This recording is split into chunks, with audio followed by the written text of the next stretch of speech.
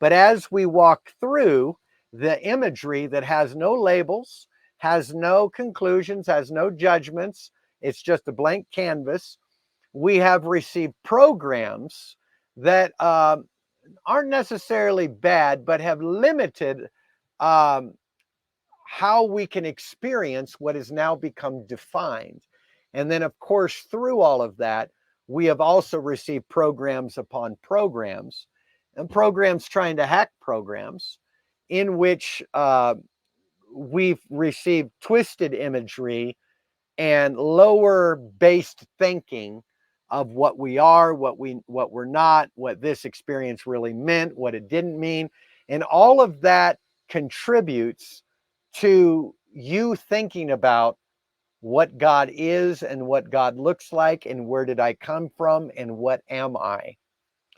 And when we don't have the truth of that consciously, we're going to draw from our experiential knowledge where we were taught that if somebody offended you, they hate you, they don't like you, they're mean to you, you need to protect yourself, you need to do that. And of course, there is a place for healthy boundaries, don't get me wrong. But like I shared in another video, we're also dealing with chemicals. So we have consciousness that moves with chemicals, and we have chemicals that affect consciousness. And some of the chemical makeup of our brain's interaction has good feeling chemicals and bad feeling chemicals that we have now defined as good and bad experiences, which is the problem. See, there is no good or bad experience. There's a misunderstanding when it comes to being programmed at a chemical level that connects to your experience. If you can separate the true, just like separating Jesus from Christianity, you'll find that your chemicals that you have received a program to now put a feeling on a chemical that now decides who you are and who you're not in your eyes and the eyes of everybody else, that now affects how you judge an experience in a situation. And so all of these now begin to make up your personality as you adopt it in the way in which you have built the framework for what life is to you, what your reality is or isn't, and so on and so forth. And through that avenue, we create the lens of how we view God. And that's why sometimes, well, not sometimes, a lot of times, the Christian God is absent. He's not there. You have to cry out to get God to move. Why? Because somewhere in your mind back over here, when you needed security and protection from mom and dad, you felt abandoned. You were on your own.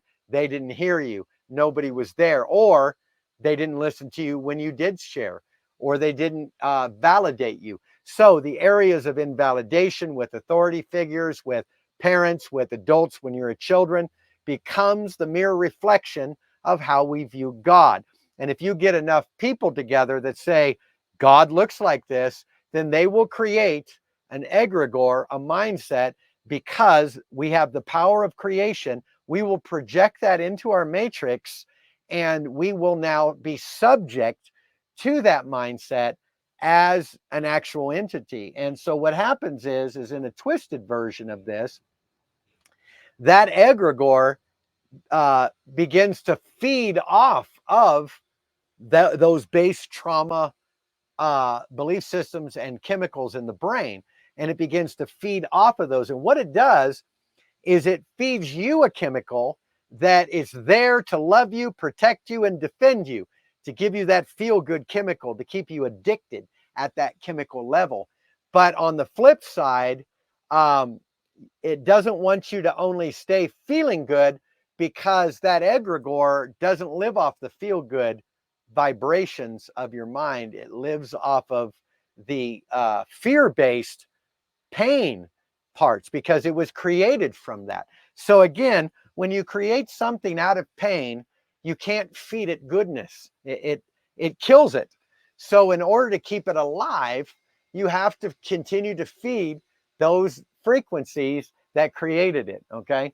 So what it will do is it will operate with you on a punishment and reward system in which it blesses you to just keep you coming back to it at one level of the good feeling chemicals in your brain, but it will also put fear in you, send demons after you, create Satans that, okay, it's going to send mankind to hell for messing up, but it's not going to end a Satan. You see, so we have all of these things that we create so that we can continue to punish ourselves, but continue to believe that God is for us at the same time. And this is, unfortunately, this is really what Christianity is all about. It is an egregore, an idol that has been created, that is manifesting as a entity to control the masses and to keep them subject so that they don't wake up to how powerful they actually are